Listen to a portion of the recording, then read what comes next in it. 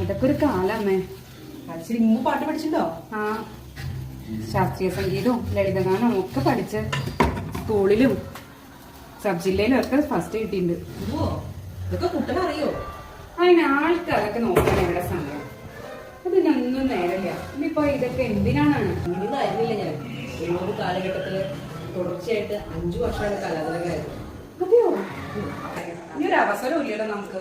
സ്കൂളും കഴിഞ്ഞു, കോളേജും കഴിഞ്ഞു. ഈ വീട്ടമ്മയായിട്ട് ഇങ്ങനെ കൂടാം. പ്രായത്രേ. അതെ, നിങ്ങൾ ഈ അയവർക്കിൽ കഴിഞ്ഞു വെച്ചിട്ട് ദോശമൊക്കെ തരൂ. ഓ,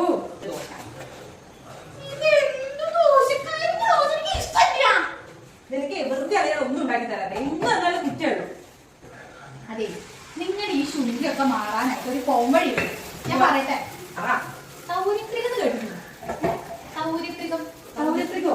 ആ, നിങ്ങളുടെ കലോത്സവ വേദികളിലത്തെ തിരിമുറുക്കങ്ങളൊന്നും ഇല്ലതിന് നമ്മുടെ ആൾക്കാരുടെ മുന്നിൽ സന്തോഷത്തോടെ നമ്മുടെ കഴിവുകൾ കാണിക്കാൻ പറ്റിയ ഒരു അവസരമാണ് സൗരത്രികം. അതെന്നാ? അത് ഡിസംബർ 27, 28 ദിവസങ്ങളിലാണ്. എവിടെ വെച്ചത്? ഞാൻ ആദ്യമായിട്ട് കേൾക്കട്ടോ. ചാലക്കുടിയിൽ വെച്ചിട്ടാണ് ഇത് നടക്കുന്നത്. CKMNS സ്കൂളിൽ വെച്ചിട്ടാണ് ഇത് നടക്കുന്നത്. ഇന്ന് എനിക്ക് എന്തായാലും പങ്കെടുക്കണം. എന്റെ കഴിവുകളൊക്കെ പുറത്തെടുക്കണം. ആ, നിങ്ങളൊക്കെ പങ്കെടുക്കും. എനിക്ക് പങ്കെടുക്കാനും പറ്റില്ല.